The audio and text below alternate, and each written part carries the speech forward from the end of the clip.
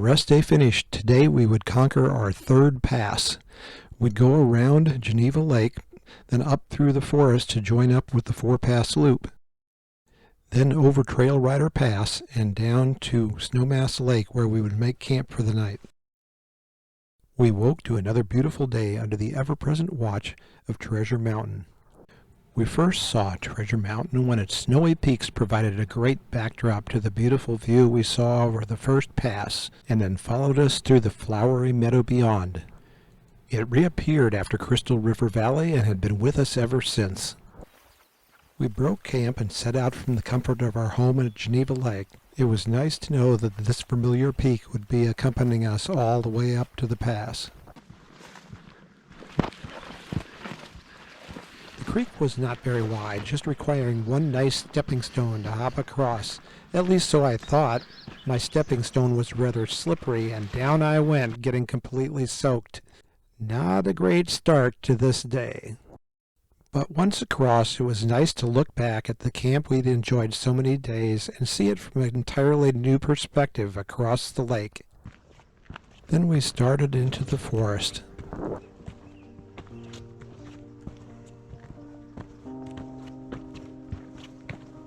I'm not really a fan of hiking through forests, but this was different. It was more like meadows surrounded by groves of trees and was spread out. Rather than enclosing you in, it felt more like the trees were protecting you from the rest of the world in your own little private mountain paradise. It was a very peaceful place.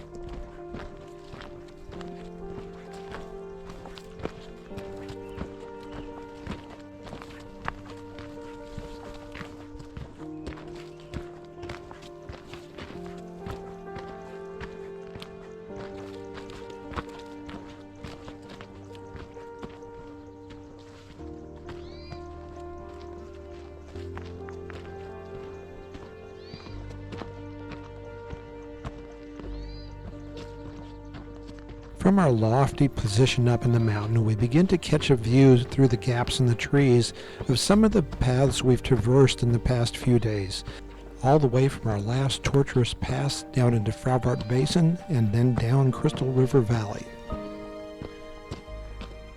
I think that's our pass over there.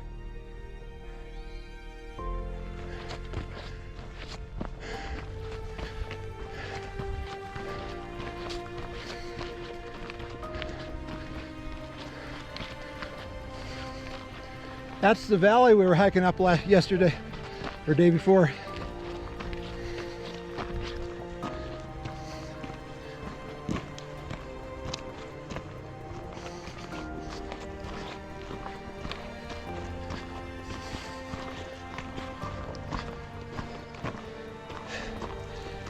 Great spot.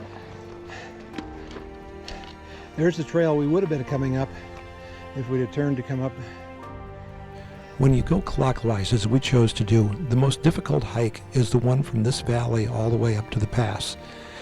By choosing to stay at Geneva Lake, we effectively cut this climb in half, making the whole experience much better.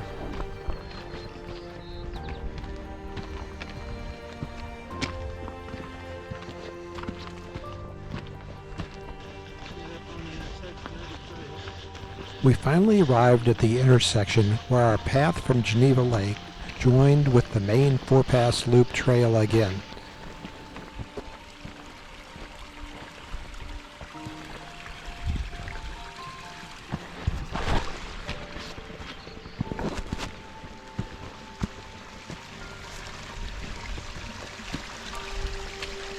It's always fun to celebrate the milestones along a trip, so we spent some time documenting our triumphant arrival back at 4-pass loop.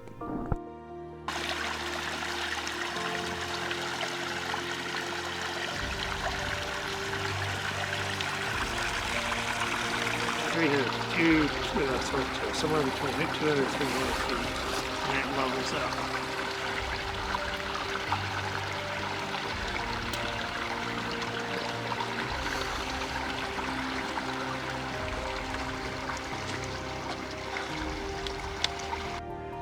But that done, it was time to continue our uphill climb towards the pass. In every backpacking trip I've ever taken, there's always that one guy who is the slowest of the group, and the others have to wait up for him. Every other trip I've ever taken, it was someone else, but with the departure of the other two of our group, I think this trip was the first time I was that guy. But I know a secret. Most of the time when that guy makes you take a break, you're secretly happy that he did because you wanted one too.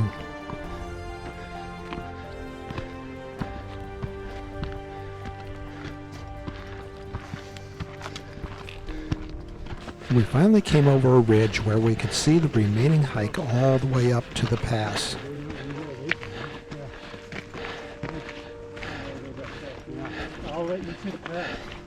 Oh, there it is. Picture time. Seeing the daunting task of our next stairway to heaven, we were not the only hikers who decided it was time to take a little rest break before tackling this climb. I ate half of my pepperoni sticks or beef jerky They were back there bad. because I was like, that's the only thing that They sounds were really remotely bad. good. I mean, you can't really get away from it. I mean, if you're gonna be anywhere near water, you got bugs. It's like Sucks. You're not. I know that my stomach is in my body needs Yeah, I've never They were experienced bad. bugs like that. That was It's pretty- probably better in the spring and fall when it's colder. yeah. Of course, having a flower-studded meadow by a pond with a backdrop of beautiful mountains didn't hurt any either. It was quite a beautiful spot. I had read of other people who camped by this pond, and I have to admit, it would be quite tempting to do so.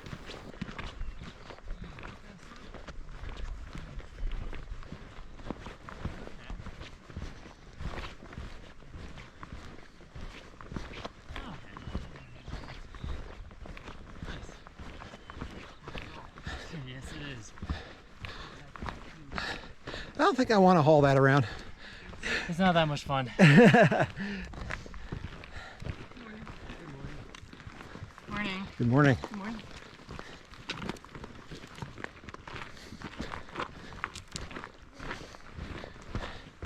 Yeah, I think I'm taking the pickaxe over the saw any day. right. I know. That's how I feel.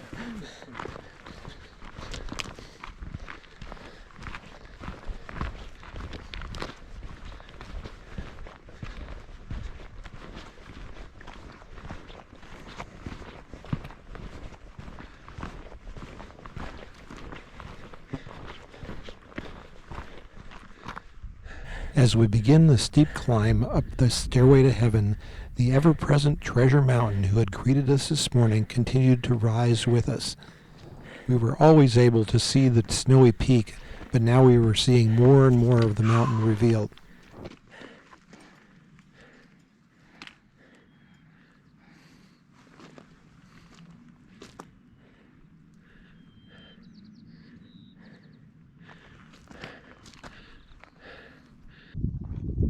We're up on the pass.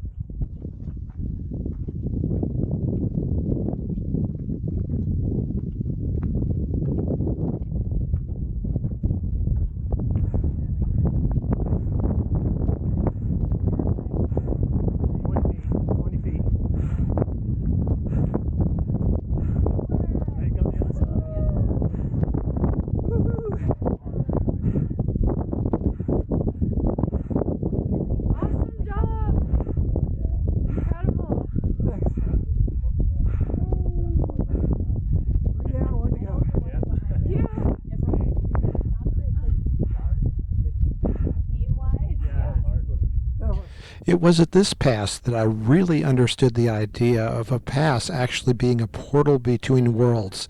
It was hard to believe that two such different environments could be right next to each other, and you only knew by being on top. On one side we had the snow-capped peaks of Treasure Mountain, but very little snow on the bottom. Abundance of flowers all the way up to the top, and predominantly gray rock. On the other side was predominantly red rock. No snow up on the mountains, but there was plenty of snow on the ground in front of us, and very few flowers.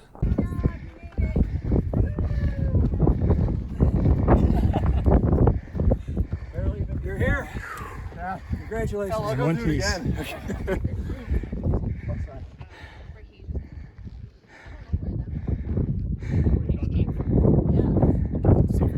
Crystal River Valley, Geneva Lake, the snow-capped peaks of Treasure Mountain all had become familiar sights. Now we had to enter this strange new world, and even our snow-capped peak of Treasure Mountain disappeared behind the peak. Everything was strange and new, but as every adventurer knows, you don't find anything new by staying in the comfortable. You have to step into the unknown to find that. So we embraced the adventure of the unknown and the excitement and anticipation of new things. And that beautiful blue jewel of a lake in front of us sure held a lot of promise.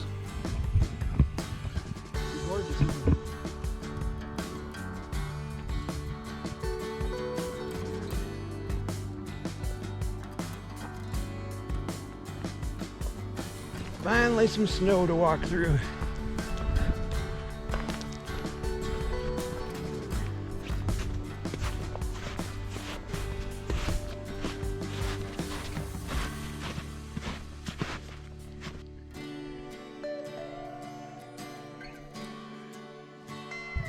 Then, as if to underscore the fact that we were in a completely new world, our beautiful sunshine turned into a drizzle. So we had to walk through our first rain of the trip. But we were now getting closer to Snowmass Lake, and what a beautiful lake it was. The rain has begun. So, umbrellas up.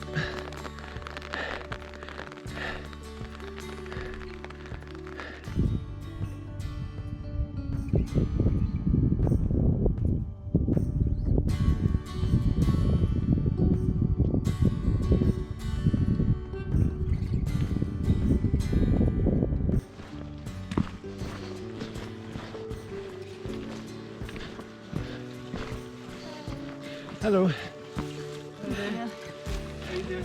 Great.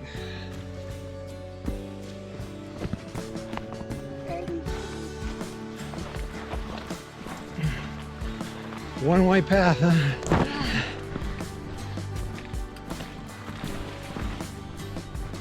Now in some fairly heavy vegetation, it was pretty hard to see much, but occasionally we would get a break and get a glimpse of the lake down below. The closer we got, the more beautiful it became. The dark blue water against the green trees actually was quite stunning. And the lower we got, the better it got.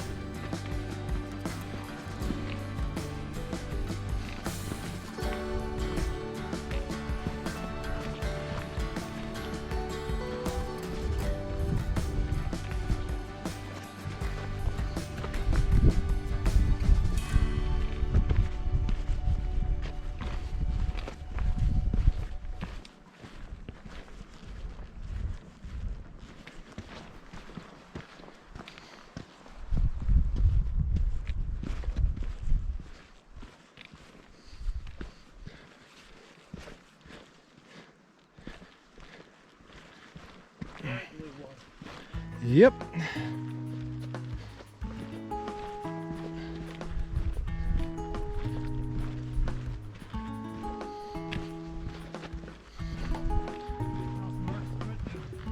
I don't know, he hasn't said anything about it.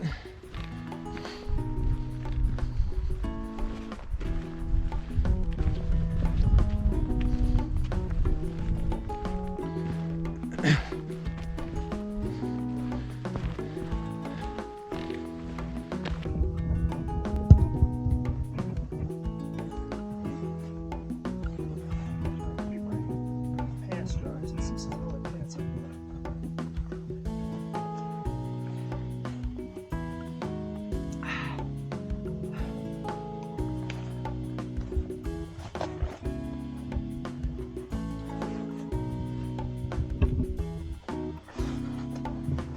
See if I can see him. This has got the head here. Looks like a good one.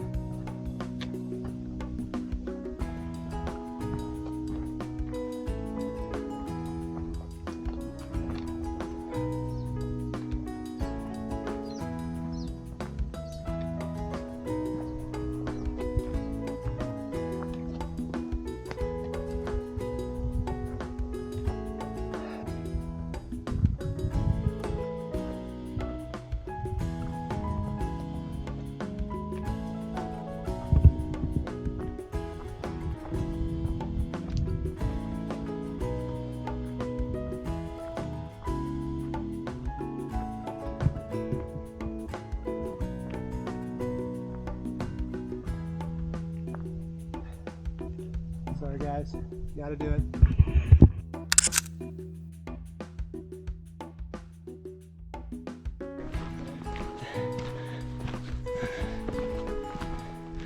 The ice cream doesn't come until tomorrow.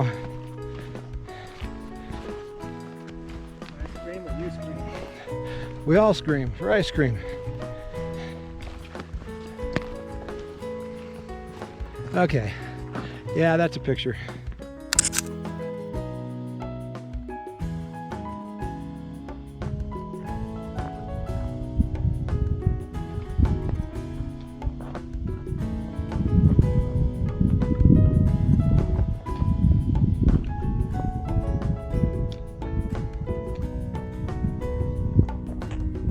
At this point, the path started to get pretty technical.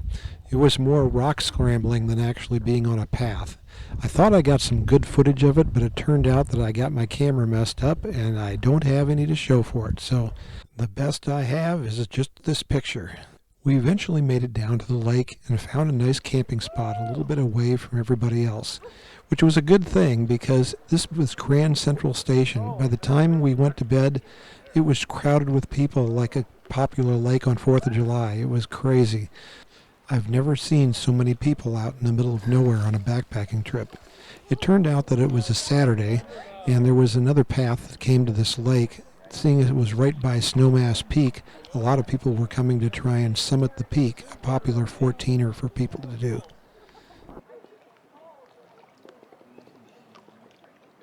So let me give you a little tour of our camp. We're right on the other side of the outlet of the lake. To get across, we have the so-called bridge. From the bridge, we just head up the hill to our campsite.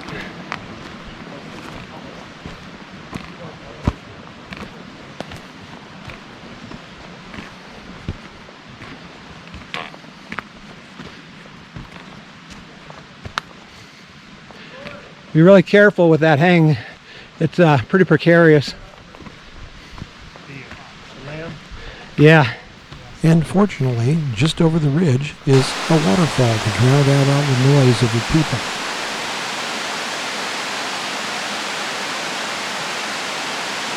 With camp set up and our dinner done, we had nothing left to do but come down to the lake and watch the sunset over the mountains. I could see why this place is so popular. This is probably the most scenic lake in the entire hike.